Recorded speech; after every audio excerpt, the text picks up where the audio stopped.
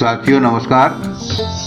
आज इस वीडियो में हम भारतीय इतिहास के एक महत्वपूर्ण प्रसंग वैदिक सभ्यता पर आधारित बहुविकल्पी प्रश्नों का अभ्यास करेंगे।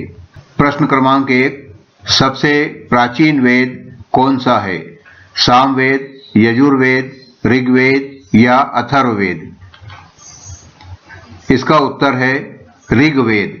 ऋग्वेद पूर्व वैदिक सभ्यता से संबद्ध है और शेष तीनों उत्तर वैदिक सभ्यता से संबंधित है।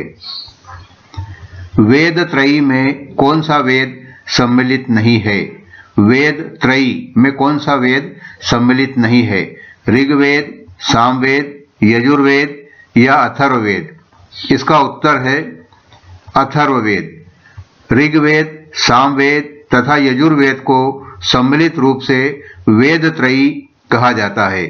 इसमें यानी इस वेद त्रयी में अथर्ववेद सम्मिलित नहीं है।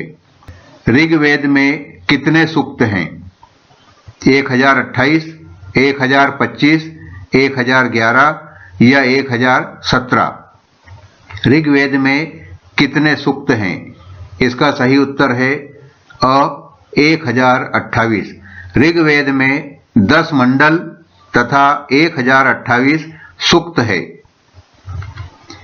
ऋग्वेद में कौन सा मंडल पूर्णतः सोम देवता को समर्पित है? 7वां मंडल, 8वां, 9वां या 10वां मंडल? ऋग्वेद में 9वां मंडल सोम देवता को पूर्णतः समर्पित है। ऋग्वेद के 9वें मंडल के सभी 114 मंत्र सोम देवता को समर्पित किए गए हैं। गायत्री मंत्र का उल्लेख किस वेद में किया गया है? इसका उल्लेख कहां पर है? ऋग्वेद, सामवेद, यजुर्वेद या अथर्ववेद? इसका उत्तर है ऋग्वेद। प्रसिद्ध गायत्री मंत्र ऋग्वेद के तृतीय मंडल में उल्लेखित है। यह मंत्र सविता अर्थात सूर्य देवता को समर्पित है। ऋग्वेद में किस नदी को मातेत्तमा, देवीत्तमा एवं नदीत्तमा कहा गया है? किस नदी को मातेत्तमा, देवीत्तमा एवं नदीत्तमा कहा गया है? गंगा, यमुना, सरस्वती या सिंधु? इसका उत्तर है सरस्वती। ऋग्वेद में सबसे पवित्र एवं सम्मानित नदी सरस्वती को माना गया है और सरस्वती नदी को ही मातेत्तमा, देवीत्तमा एवं नदीत्तमा कहकर पुकारा गया है। ऋग्वेद में उल्लेखित प्रसिद्ध दशराग्य युद्ध किस नदी के किनारे लड़ा गया था? सिंधु, गंगा, कावेरी या परुष्णी? इस प्रश्न का उत्तर है परुष्णी। यह युद्ध परुष्णी नदी अर्थात जिसे अब हम रावी नदी के नाम से जानते हैं, रावी नदी के तट पर दशराग्य युद्ध लड़ा गया था, जिसमें भरत जन के राजा सुदास की विजय हुई थी। किस वेद में सभा एवं समिति को प्रजापति की पुत्रियां कहकर पुकारा गया है? ऋग्वेद, यजुर्वेद, सामवेद अथवा अथर्ववेद? अथर्ववेद में सभा एवं समिति को प्रजापति की पुत्रियां कहकर पुकारा गया है, इसलिए इस प्रश्न का उत्तर है अथर्ववेद। ऋग्वेद में युद्ध का देवता किसे कहा गया है? युद्ध का देवता ऋग्वेद में किसे कहा गया है? सूर्य, अग्नि, इंद्र अथवा सोम? इंद्र को ऋग्वेद में युद्ध का देवता कहा गया है। ऋग्वेद में इंद्र को सबसे शक्तिशाली देवता के रूप में भी वर्णित किया गया है। इसे यानी इंद्र को अनार्यों के दुर्गों एवं पुरों को यानी उसके किलों को नष्ट करने वाला अर्थात पुरंदर भी कहा गया है। पुराणों की संख्या कितनी मानी जाती है?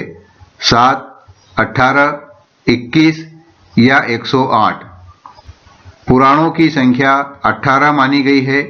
इनकी रचना महर्षि लोमहर्ष तथा उनके पुत्र उग्रश्रवा द्वारा की गई थी।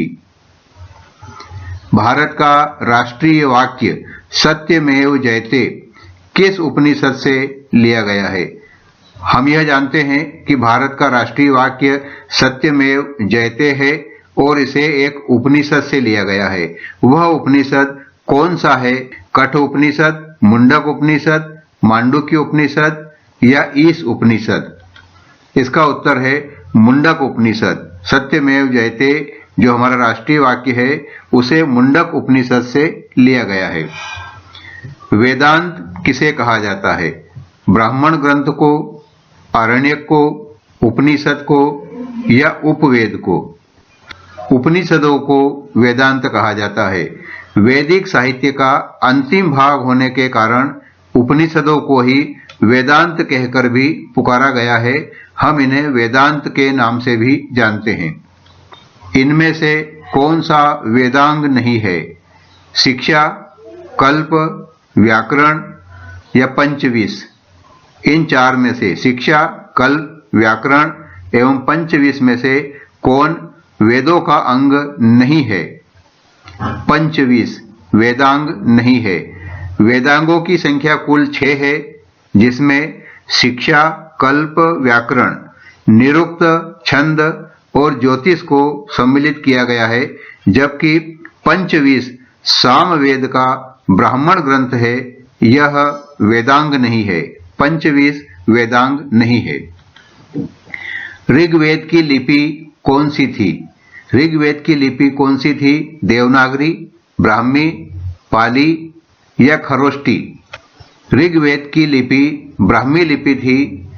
इसमें 10 मंडल तथा 1028 सूक्त हैं। ऋग्वेद में 10 मंडल और 1028 सूत्र है और ऋग्वेद की मूल लिपि ब्राह्मी थी। वैदिक काल में अघन्या किसे कहा जाता था? हाथी को, बैल को, गाय को या घोड़े को? ऋग्वेद में गाय को अघन्या अर्थात न मारे जाने योग्य कहा गया है। गाय को मारना महान पाप की श्रेणी में माना गया था, इसलिए उसे अघन्या भी कहकर पुकारा गया है। वैदिक कालीन सभ्यता का आर्थिक आधार क्या था? वाणिज्य, उद्योग, कृषि तथा पशुपालन या विदेशी व्यापार? वैदिक कालीन सभ्यता का आर्थिक आधार कृषि एवं पशुपालन था।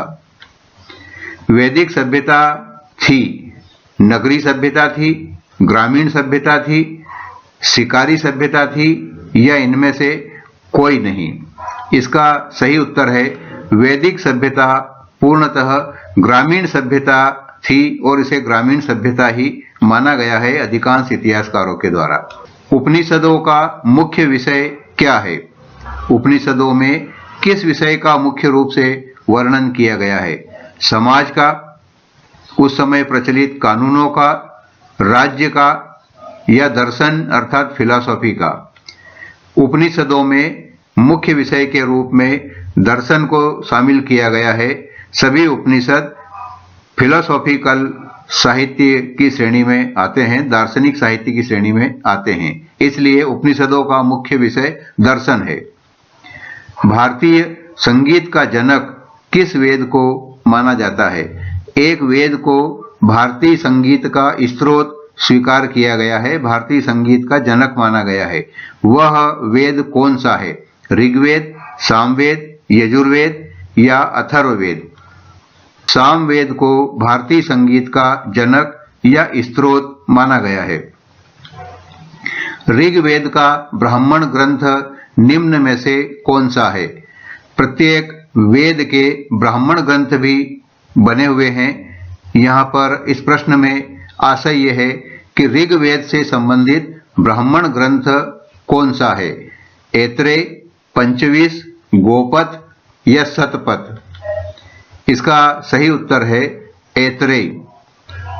ऋग्वेद का ब्राह्मण ग्रंथ ऐत्रेय है। पंचविंश सामवेद का ब्राह्मण ग्रंथ है, गोपथ अथर्ववेद का ब्राह्मण ग्रंथ है तथा शतपथ यजुर्वेद का ब्राह्मण ग्रंथ माना गया है। यज्ञ संबंधी नियम एवं विधि का वर्णन किस वेद में किया गया है? ऋग्वेद, सामवेद, यजुर्वेद अथवा अथर्ववेद? यज्ञ संबंधी नियम एवं विधि का वर्णन यजुर्वेद के अंतर्गत किया गया है। यज्ञ संबंधी नियम एवं विधि का उल्लेख हमें यजुर्वेद के अंतर्गत प्राप्त होता है। उत्तर वैदिक काल की जानकारी मुख्य रूप से किस वेद से मिलती है? उत्तर वैदिक काल की जानकारी मुख्य रूप से किस वेद से मिलती है? ऋग्वेद से, सामवेद से, यजुर्वेद से अथवा अथर्ववेद से?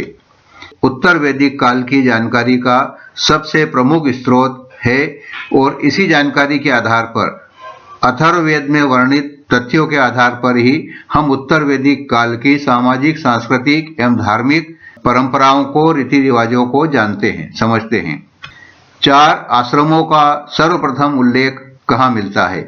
हम जानते हैं कि मानव जीवन के 100 वर्ष मानकर उसको 4 आश्रमों में विभक्त किया गया है। ब्रह्मचर्य आश्रम, गृहस्थ आश्रम, वानप्रस्थ आश्रम और संन्यास आश्रम। इन 4 आश्रमों का सर्वप्रथम उल्लेख कहाँ मिलता है? ऋग्वेद में या अथर्ववेद में या जाबाल उपनिषद में या छांदोग्य उपनिषद में? इसका सही उत्तर है जाबाल उपनिषद। इसमें सर्वप्रथम मानव जीवन की आयु को 4 आश्रमों में विभक्त करने का उल्लेख हमें प्राप्त होता है। वर्ण व्यवस्था का सर्वप्रथम उल्लेख कहाँ मिलता है? वर्ण व्यवस्था ऋग्वेद, गोपद ब्राह्मण, उपनिषद या मनुस्मृति? वर्ण व्यवस्था का सर्वप्रथम उल्लेख ऋग्वेद में मिलता है। ऋग्वेद के 10वें मंडल के पुरुष सूक्त में हमें देखने में आता है। आज के इस वीडियो में हमने वैदिक कालीन सभ्यता के ऊपर आधारित बहुविकल्पी प्रश्नों को, जिन्हें प्रायः परीक्षाओं में पूछा जाता है, उनको समझने का और उन्हें हल करने का प्रयास किया। विश्वास है यह वीडियो आपके लिए उपयोगी रहा होगा। आपने इसे ध्यान से सुना, आपको बहुत बहुत धन्यवाद।